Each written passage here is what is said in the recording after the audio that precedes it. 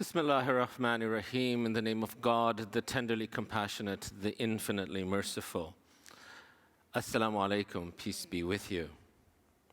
I begin with a prayer from the Quran attributed to the Prophet Moses. O my nourisher, open for me my chest, grant me self-confidence, contentment, and boldness. Ease my task for me and remove the impediment from my speech so that they may understand what I say. In solidarity against colonization, occupation, and the injustices suffered and meted out to the first peoples of Turtle Island, I acknowledge that we are on the traditional territories of the Huron-Wendat, the Petun, Seneca, and the Mississaugas of New Credit First Nations. Hello, everybody. My name is El-Farouk Khaki. I'm a Muslim. I'm a Rifai dervish. I'm a gay man, I'm African, I'm a racialized immigrant, I'm a lawyer and an activist, and I'm a human being. Now, those list of ingredients shouldn't be a problem for anybody because that's my list of ingredients. And yet, for as long as I know, for as long as I remember, I've had people tell me that you can't be gay and Muslim. My slides have gotten ahead of me.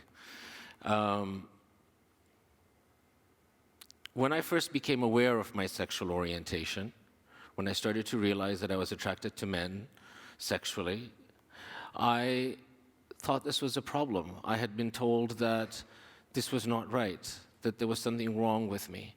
And I feared rejection by my parents, by my community. I actually feared rejection from God. And so I wrestled with this because I began every prayer. I began every prayer with Bismillahirrahmanirrahim, in the name of God, the tenderly compassionate, the infinitely merciful. But where was this compassionate God? If I was made gay only to be condemned, only to be rejected, where was this God? And I wrestled with that. And I wrestled with this notion that you couldn't be both, when in fact, this is not the truth.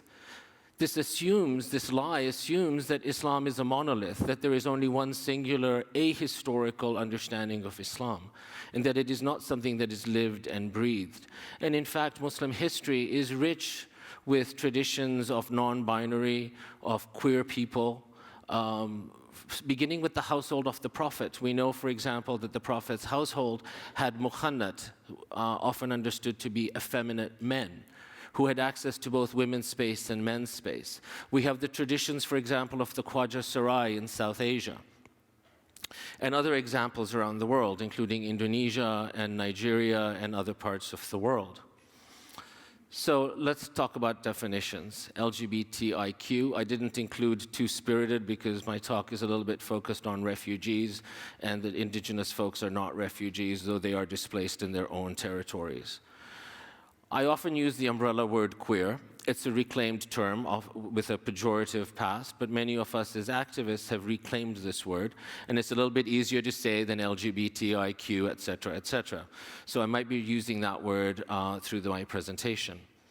There is also the notion of queering, and this is a definition that comes from the late Sheikh Ibrahim Farajage, where he says queering is continually and simultaneously considering all of our intersectionalities, and that includes our sexualities and our spiritualities. And yet this constant narration that you can't be gay and Muslim or queer and be Muslim is a form of violence. It is as real a form of violence as physical violence, as sexual violence. So it is a term that I call spiritual violence and spiritual abuse.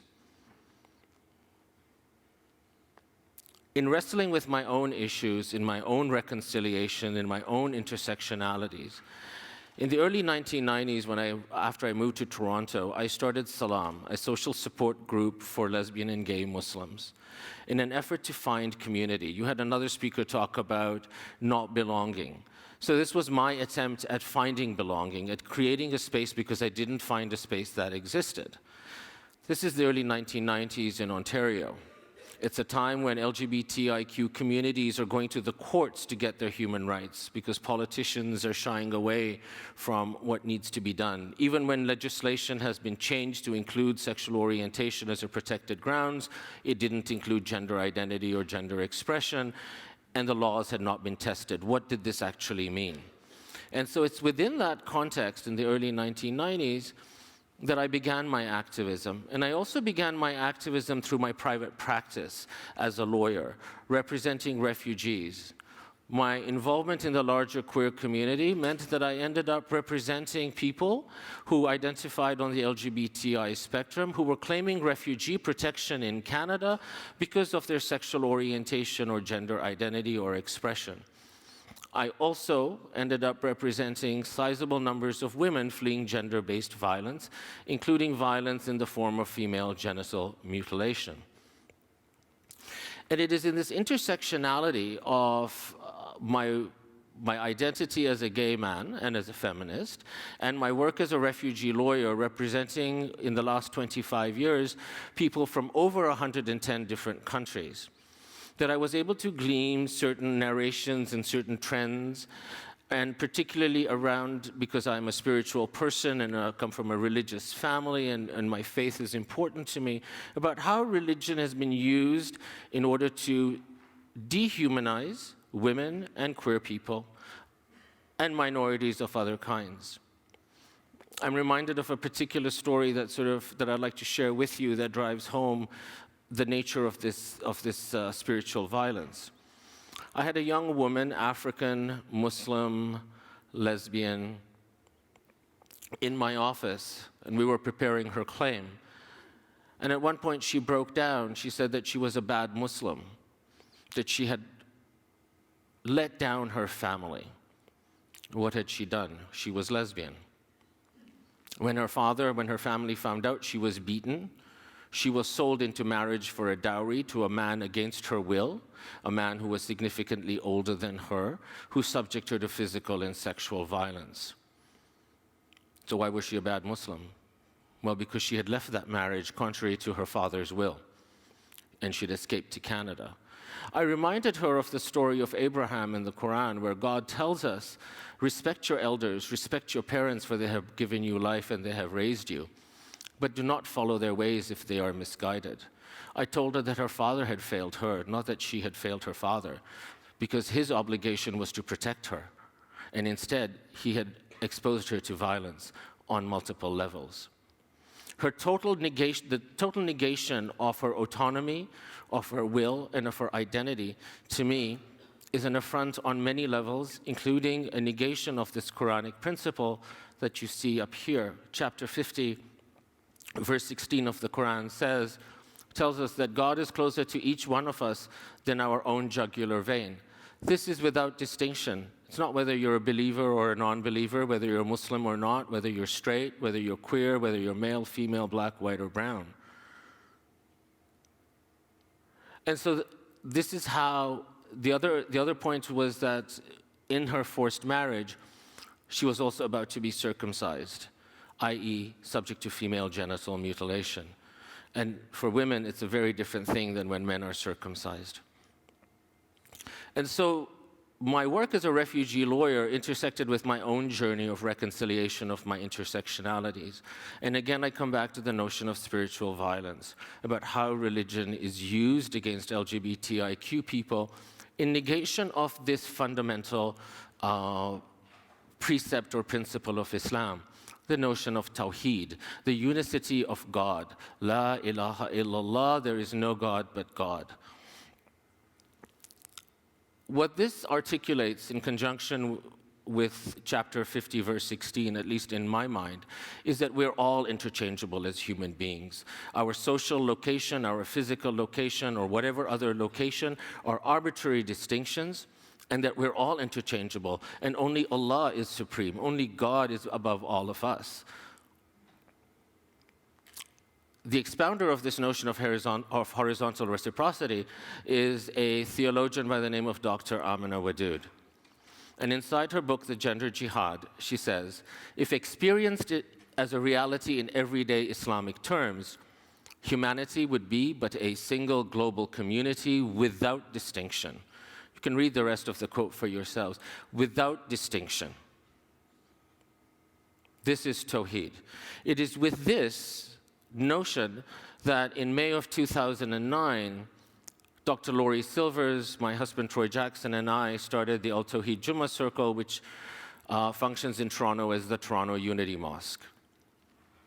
We're not alone. We now have affiliate communities throughout Canada and the United States, and we have resourced and inspired other similar communities seeking to create inclusive and transformative and healing prayer spaces.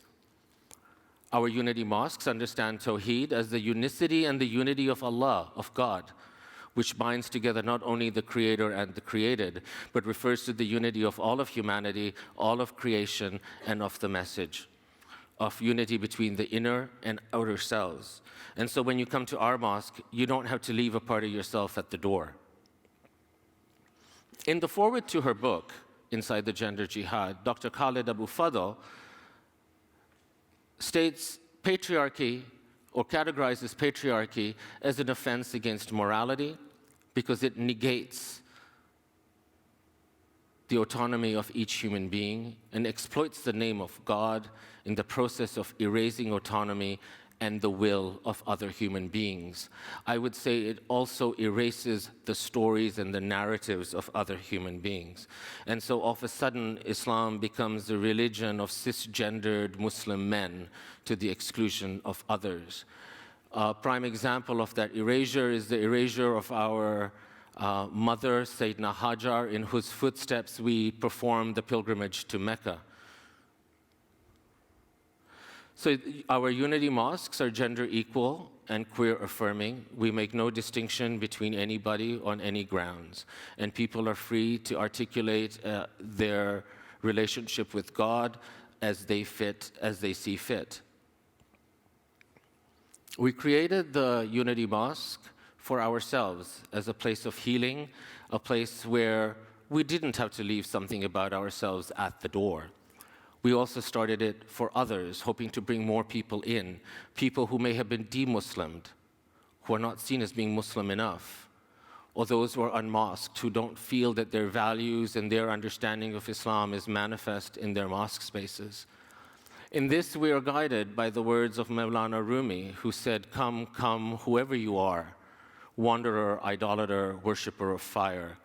Come, even though you have broken your vow 1,000 times. Come and come yet again. Ours is not a caravan of despair." Mevlana here identifies certain groups that maybe are the most stigmatized and marginalized. And so in our work, we embraced who's marginalized and who's stigmatized. Women who are disenfranchised, whose voices are not heard. Queer people whose very existence and reality is denied and in fact actively rejected. Recognizing the work that we have done in terms of reconciliation, in terms of building bridges, the Unity Mosque, the Toronto Unity Mosque last year received the Harmony Award. In receiving it, Troy Jackson, my husband and co-founder and president, said this: "We started the Unity Mosque out of necessity and out of love. We believed then and still that all people are equal in and before God. We wanted a mosque space which affirmed the dignity of all peoples, where diversity is celebrated, not just tolerated, where women exercise equal divine agency, and where queer people are affirmed. The Toronto Unity Mosque is a place of healing for those who wish to reclaim their Islam." And we're not alone. We have almost a dozen affiliate communities in North America. We have also resourced and inspired and mentored other similar spaces, not only in North America, but in Africa, Europe, and Asia. We're part of a growing movement for the manifestation of an inclusive, compassion-centered Islam. We're hoping to get to this point where every person who wishes to have a relationship with their Creator can firmly and truthfully say, "Allah loves me." Our collective aspirations are articulated again by Dr. Wadood when she says that her lifelong effort as a Muslim has been to disengage that connection between God and all forms of discrimination. All forms of discrimination. And as I said, we're part of a growing movement. So last year I attended the convening conference of the Alliance of Inclusive Muslims that brought together organizations from all around the world that are working towards one goal: human rights and dignity for all. So I leave you with a few quotes. I like quotes. It comes from being a lawyer, I think. The first is from the traditions, the narrated traditions of the Prophet Muhammad, peace be upon him, where he said, "None of you has faith until they love for their sibling in humanity what they love for themselves." This is not about baklava. It's something deeper. And this is illuminated by Cornel West, a visionary philosopher, theologian. Justice is what love looks like in public.